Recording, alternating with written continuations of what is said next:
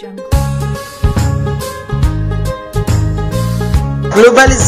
regionalism, and the myth of the Asian century. Fully understanding the politics and government in Pacific Asian countries involved grasping the impact, the international system, regional structure, and transnational dynamics and movements. From colonialism to independent movement, from modernization to globalization, from Marxism and socialism to capitalism and democracy. All these major ideas, movements, and institutional developments in Pacific Asian countries have their sources or roots outside their countries and outside this region. Conversely, politics and government in Pacific Asia have been sources of international tensions, confrontation, war, as well as development and world order.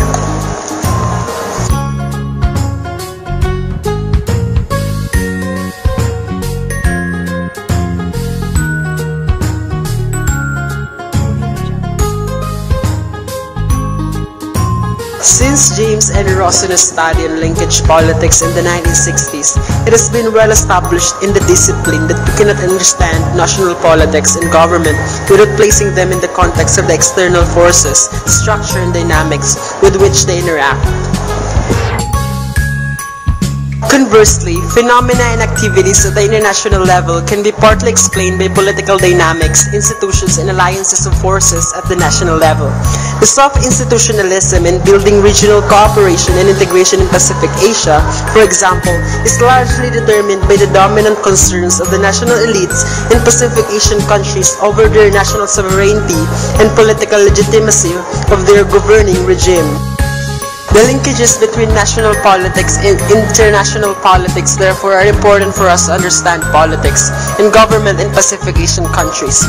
We not only need to know that politics at these two levels are linked, but also how they are linked. Rossino describes three basic types of linkage processes. Penetrative process occurs when members of one polity serve as participants in the political process of another. They share with those in the penetrated polity the authority to allocate its values. Secondly, the reactive process is brought into being by recurrent and similar boundary-crossing reactions rather than by the sharing of authority. Lastly, the emulative process. It corresponds to the so-called diffusion or demonstration effect, whereby political activities in one country are perceived and emulated in another. The linkage between national and international politics, however, is not always as straightforward as described in Rousseau's model. Indeed, given the status tradition in Pacific Asian countries, particularly their notion and practices of sovereignty, national-international linkages can be distorted, managed, or interrupted.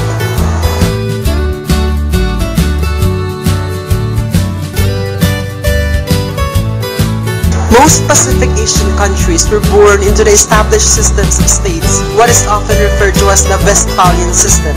Since the Westphalian settlements in the mid-17th century, the interstate system has established itself as the primary framework for organizing the world. Underlying this system is the concept and practice of state sovereignty. This generally means that the state holds the highest authority within the boundaries of its territories. There are several reasons why the institution of national sovereignty is important for Pacific Asian countries. Many of these factors are related to the state capacity, regime type, and polity configuration of Pacific Asian countries. First, the principle of state sovereignty allows countries to argue against external intervention in their domestic affairs. Given the fact that many Pacific Asian countries are domestically and internationally weak, the principle of state sovereignty provides institutional protection for the state. This is particularly true for those states that are ethnically, economically, socially, and politically divided. Moreover, the regime types, political institutions, ideological orientations, and government practices of many Pacific Asian countries are often at odds with those prevalent in the international system, making the idea of state sovereignty particularly useful. Finally, the notion of state sovereignty is also an underlying ideology behind economic nationalism. Constitutionality, legitimacy, and political representation have been a major challenge for Pacific Asian countries since the 1980s. But more pointedly, accountability accountability, transparency, structural soundness, efficiency and effectiveness, fairness in state institutions, and the importance of modern values have been high on the agenda and reforms of government institutions for the advance of the overall quality of politics and government in Pacific Asia. Seen from this historical perspective, there has been a regional-wide process of reduction or weakening of state authority and power.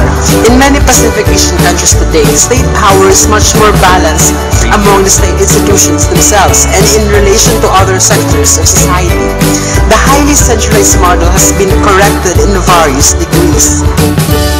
However, all these forces challenging the centralized state model may have other effects that might not all necessarily add to the pressure to further weaken the state. New developments from Pacific Asia clearly show that the state is more active than ever.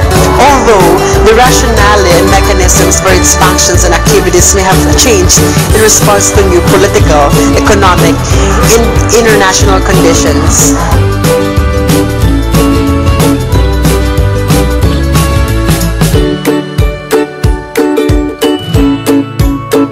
The Chinese world order was a system of interstate relations based on a set of organizing principles of different from those of the Westphalian nation-state system that governs interstate relations today.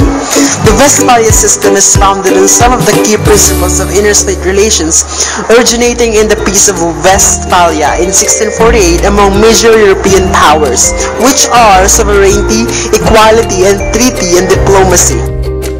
This Chinese world order accordingly operated on a system of hierarchy and inequality and tributary relation. China's interstate system centered on tributary relations and it served as a set of functions very different from the modern international system. The Chinese interstate system, and indeed the China-centered hierarchical and tributary order in the region, was relatively stable until the 19th century, when European powers began to encroach on the Chinese world order. Key elements of the treaty port system were all included in the original Sino-British treaties, such as access to major Chinese ports without molestation or restraint, control of import and export duties by European powers, extraterritoriality in which foreign residents live in protected foreign settlements and are subject only to their own country's law administered through consular courts, and the most favored nation clause whereby any privileges given to one European power by China would accrue similarly to other powers. In contrast to the informal empires centered on the treaty port system in the East Asia imposed by the Western powers, the interstate system developed in Southeast Asia under European colonial rule was a mixture of formal European empires, the traditional Mandala system, and the Chinese tribute system. The rise of Japanese empire in the first half of the 20th century was therefore not a direct consequence of the decline of the Chinese world order.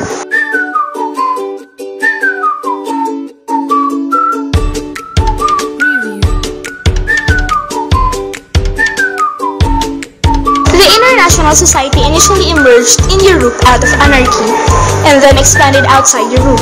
The expansion was resisted by non-Western civilizations. International society, built on European historical experience, institutions, habits and code of conduct and value system, was established as a global system. And finally, non-Western civilizations were accepted and integrated into international society.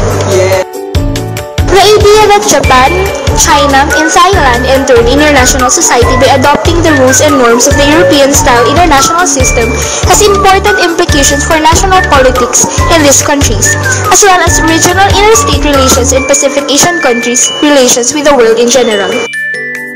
Domestically, Japan, China, and Thailand began to develop a sense of territorial boundaries for their own polity. Government agencies were established to deal with diplomacy and foreign policy. In Japan and Thailand, the internal change was swifter, adapting to the standards of civilization, and there was essentially voluntary accommodation to the rules and norms of the international system. China's experience with international society was a real test of the notion of the norms and standards of international society, primarily because China had provided an interstate system that operated on a set of different, if not opposing, principles. Internal tension and conflicts in the encroachment of Western powers on China in the 19th century led to the dismemberment of the empire and consequently the collapse of the Chinese world order. But whether China entered international society, questions about as well as when and how remain the focus of scholarly debate. The problem of Pacific Asian states' relations with international society is not confined to Japan and China. Many other Pacific Asian countries, particularly those in Southeast Asia, face a great challenge in their relations with international society, the rules and norms of which were very much dominated by their former colonial rulers. The campaign for industrialization, modernization, and modern state building in these countries saw the Western models, indeed those of their former colonial rulers, as the ultimate goal of their modern development, and Western countries as a prime source of material support. These new states emerged in international society with an ambiguous identity.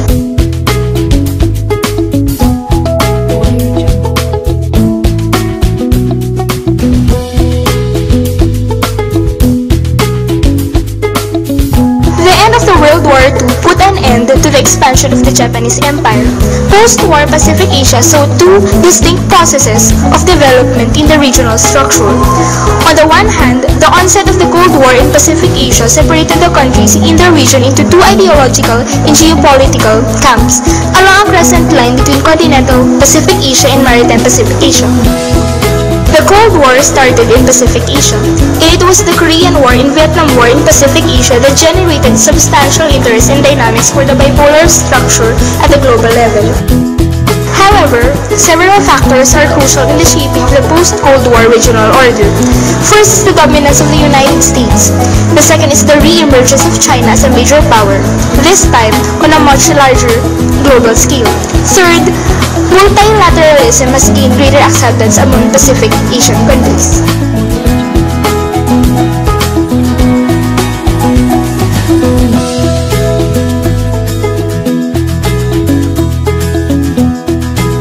Amid the rise and fall of the Cold War geopolitical structures and the dynamics of rapid economic growth and development, there has been a steady process of the formation of regional institutions. From the establishment of the Association of Southeast Asian Nations or ASEAN in 1967 to the expansion of Asia-Pacific Economic Cooperation or APEC to include all major Pacific Asian countries in 1998.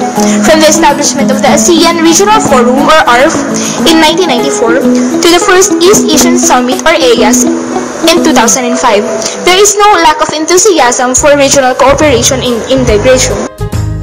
One thing is clear, there are no comparable regional institutions and regional integration in Pacific Asia. The shaping of regionalism in Pacific Asia is closely related to national politics in member states. Studies found that an important reason for the lack of commitment to formal institutions is the concept and practices of sovereignty in many Pacific Asian countries, in their concern with how independent international organizations in the region would affect their political legitimacy. The statist tradition in Pacific Asia and the very successful model of industrialization and rapid economic growth make it difficult for states to surrender their authority to regional organizations.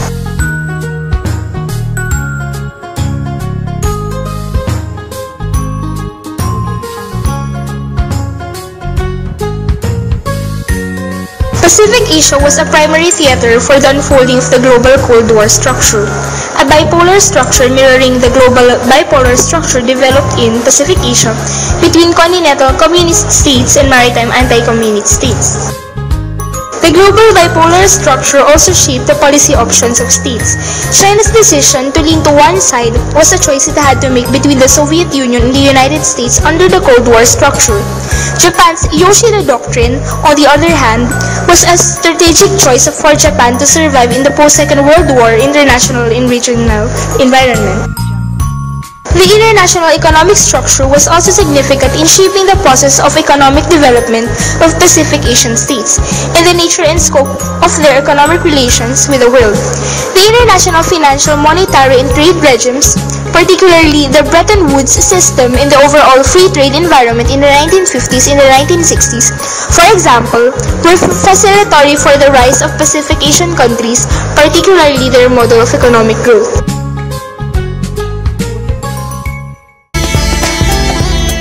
Moreover, However, the differences among Pacific Asian countries are significant in terms of levels of economic development, ideological and cultural orientations of the society, and the roles of influence in the international system. Seeing Asia as a collective entity in the Asian century, this course is more a product of analytical framework that define Asia from an outsider perspective. Finally, the greater presence and influence of Pacific Asian countries in the international system implied in the Asian century thesis does not have to come with a shrinking or decline of any country's or region, certainly not that of the West. The rise of Pacific Asia can simply mean that Pacific Asian countries have finally been able to catch up and become normal members of the international society. The zero-sum assumption in the rise of Asia, decline of the West discourse does not allow for the opinion that the world of the 21st century is also interdependent, that the rise and the predominance of one particular part is simply not healthy nor likely to happen.